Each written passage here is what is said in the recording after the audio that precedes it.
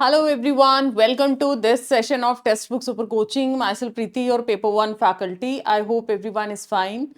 तो काफ़ी important video रहने वाला है, स्पेशली जो ये सोचते हैं कि यार ओनली पीएचडी क्वालिफाई कर लिया तो ओनली पीएचडी मतलब अपने आप में चलो ठीक है, पॉजिटिविटी के लिए बहुत अच्छा है, मोटिवेशन के लिए अच्छा है, एटलीस्ट एक फेज तो आपने पार किया।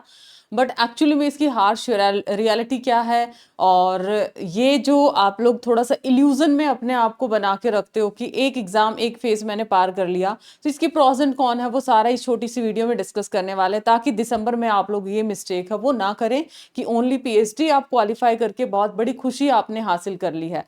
नो डाउट ये अपने आप में एक अच्छा काम है, पॉजिटिव इसको लेना एज ए मोटिवेशन। बट आपका एक्चुअली में टारगेट ओनली पीएचडी नहीं, आपका एक्चुअली में टारगेट है नेट और जीआरएफ, मतलब एपी की एलिजिबिलिटी को हासिल करना और पीएचडी में एडमिशन लेना, तो आपको साथ में फेलोशिप भी मिले। अब वो डिपेंड करता है एज वाइज आप उसमें इन है या आउट है जीआरएफ में, बट नेट तो आपकी प्रायोरिटी है ही है। तो सिर्फ ओनली पीएचडी आपका एक्चुअली में ऑब्जेक्टिव नहीं होना चाहिए। तो वो हार्श रियलिटी क्या है वो इस वीडियो में डिस्कस करेंगे, और लास्ट में इस पे अपना वैल्यूएबल फीडबैक जरूर देना कमेंट्स में। I will wait and check करती हूँ कि आप लोग इस चीज के बारे में क्या सोचते हैं। मतलब जो मेरा थॉट आया है, हो सकता है आप में से काफी स्टूडेंट्स का यहाँ पर मिसमैच करे, या फिर आप डिफरेंट इस चीज के ऊपर एक्ट करें। तो लेट्स सी, अब मैं अपना थॉट यहाँ पर आप लोगों को डिस्कस कर देती हूँ, सो दैट आप लोग नेक्स्ट साइकिल में ये मिस्टेक रिपीट ना करें। चलिए, मैं यहाँ पर एक छोटे सा आपको ना इंफॉर्मेशन बुलेटिन दिखाती हूँ। यूजीसी नेट की जो क्वालिफिकेशन रखी गई है, अगर आप लोग जो रिजल्ट आपका जो रखा गया वो 3 कैटेगरी में डाला जाता है, कैटेगरी 1, कैटेगरी 2, कैटेगरी 3। ठीक है, ये भी 2 साल से ही अराउंड आप लोगों का चला है। यूजीसी नेट क्या है आप लोगों का, जिसमें एपी बेसिक रिक्वायरमेंट है कि असिस्टेंट प्रोफेसर अगर आपको बनना है तो आपके पास यूजीसी नेट होना चाहिए। अगर आपको फेलोशिप चाहिए तो आप लोगों का जीआरएफ होना चाहिए, और ओनली पीएचडी में एक तीसरी कैटेगरी इसने डाल दिया है। कैटेगरी 1 में क्या रहेगा, आप कैटेगरी 1 में अगर अपना एग्जाम क्वालिफाई करते हो तो यहां पर है आपका अवार्ड ऑफ जेआरएफ और अपॉइंटमेंट एज एपी, मतलब जेआरएफ है, एपी है और पीएचडी है, तीनों ही काम आपने एक ही बार में कर डाला, ये दी बेस्ट है।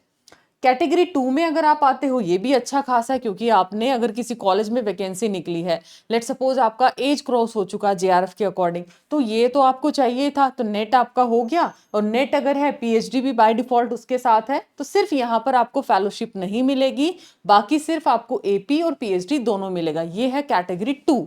बट कैटेगरी 3 वालों का क्या, ना तो इसकी वैलिडिटी का बहुत मतलब मजे वाली चीज है। जेआरएफ ठीक है, हो गया आप लोगों का, आप ऑब्वियस है आपकी प्रायोरिटी रहेगी जल्दी से जल्दी एडमिशन लेना, तो यहाँ तो आप अपनी वैलिडिटी एक्सपायर नहीं करोगे ना जेआरएफ की। एपी आपका लाइफ लॉन्ग चलेगा, जब भी वैकेंसी आए फिल करो, वन टाइम है आपको क्रैक करना। ओनली पीएचडी में ना तो आपने जेआरएफ का टारगेट हासिल किया, ना आपने एपी, हाँ सिर्फ पीएचडी एडमिशन आपको मिल जाएगा।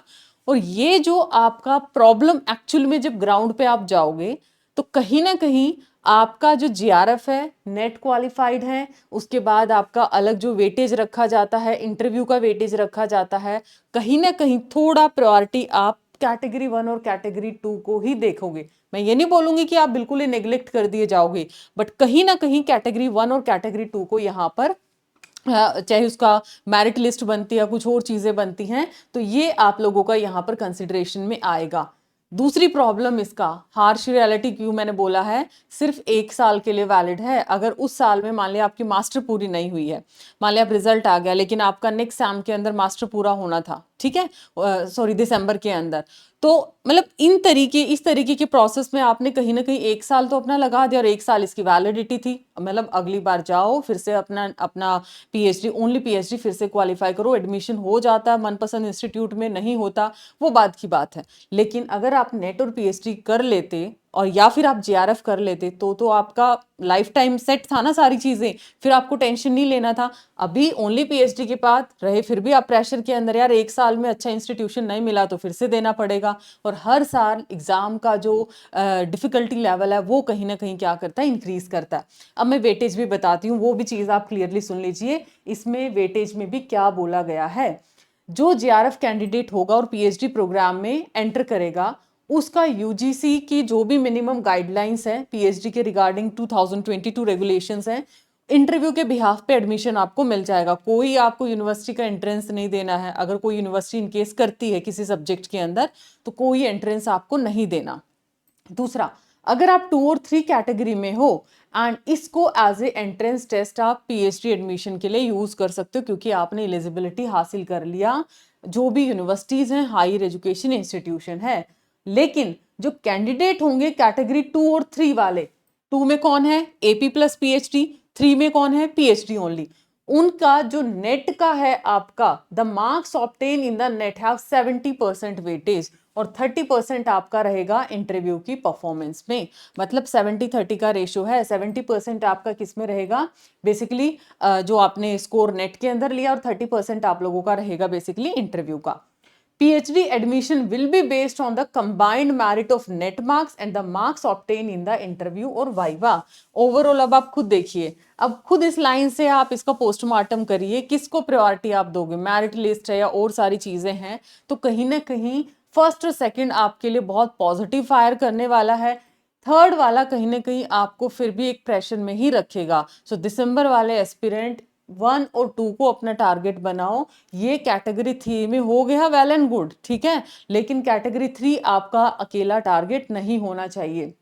अब साफ साफ बोला है कि अगर मार्क्स ऑब्टेन है जो कैटेगरी 2 और 3 में पीएचडी के लिए, ठीक है, एडमिशन टू पीएचडी के लिए नेट ठीक है लाइफ टाइम वैलिड आपका, लेकिन एडमिशन टू पीएचडी के लिए आपका ये 1 साल के लिए ही है। बेशक आपका डिग्री पूरा होता है नहीं होता है उनको कोई फर्क नहीं पड़ता, आपका उस टाइम पे 1 साल है, रिजल्ट डिक्लेरेशन के अंदर उसमें हो जाता है वेल एंड गुड, वरना नेक्स्ट ईयर फिर से बार बार अपीयर करते जाओ।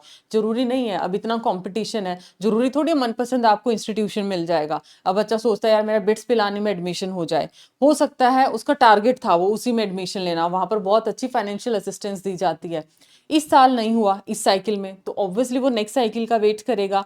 अगर आपके पास वो वैलिडिटी है तो तुक्का लग जाएगा, अदरवाइज फिर से आप अपना साइकिल में बैठोगे। और उस टाइम पे क्या सिचुएशन है, नेट क्रैक करना, जेआरएफ क्रैक करना, ओनली पीएचडी क्रैक करना, आपका स्टेट ऑफ माइंड क्या है, फैमिली रिस्पॉन्सिबिलिटी क्या चीजें हैं, वो बहुत मतलब एक तरीके से डिफरेंटली वर्क करने वाला है।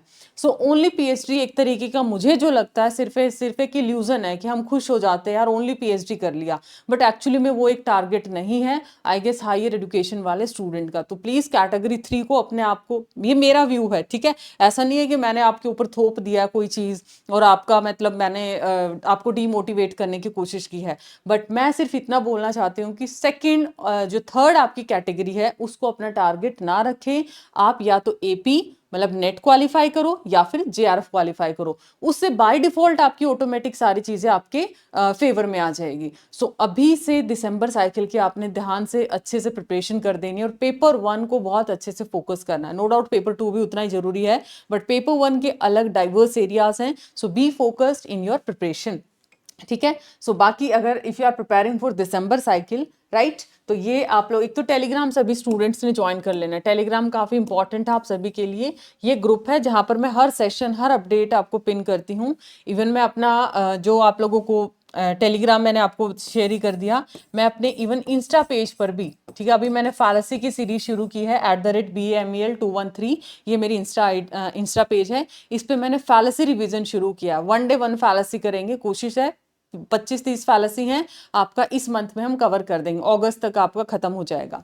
सो इसको आप फॉलो कर लीजिए। And if you are preparing for December cycle तो जीएसपी बैच में एनरोल करना मत भूलिएगा, बिकॉज 29 जुलाई से इसकी जो क्लासेस है वो शुरू होनी है। आईसीटी मेरा फर्स्ट यूनिट रहेगा इसके अंदर, एंड मेक श्योर आपका कोई भी क्लास आपका लाइव मिस ना हो। फिर देखो लेट करोगे एनरोलमेंट, फिर आपको कुछ पार्ट रिकॉर्डेड कवर करना पड़ेगा। सो इट्स बेटर साथ साथ कवर करो ताकि आपका सिलेबस एक स्ट्रक्चर्ड में बहुत अच्छे से तैयार हो। बहुत सारे फीचर्स हैं, कंपैरिजन चार्ट आपको दे रखा है, ट्रैकर है, मेंटोरशिप है, इंटर्नशिप है आपका, ठीक है, उसके साथ साथ फुल लेंथ मॉक टेस्ट है, बूस्टर कोर्स भी आपको मिलेगा, फ्री में मिलेगा दिसंबर वाले स्टूडेंट जो इसके अंदर आते हैं।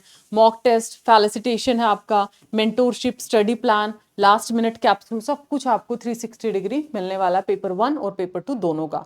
सो मिलते हैं नेक्स्ट ऐसे इन्फॉर्मेटिव वीडियो में। आपको क्या लगता है ओनली पीएचडी क्वालिफाई करना क्या आपके लिए वैल्यूएबल है, या फिर आपका जो पॉजिटिव नेगेटिव जो भी आपका एस्पेक्ट है वो जरूर कमेंट सेक्शन में बताइएगा। But my last suggestion is category 1 और 2 जेआरएफ या नेट को टारगेट रखो, यही आपका दिसंबर का मोटिव है। ओनली पीएचडी तो बस एक साइड कॉर्नर करके रखो कि मुझे ये रिजल्ट नहीं चाहिए, मुझे नेट या जेआरएफ चाहिए है। Thank you so much, bye bye.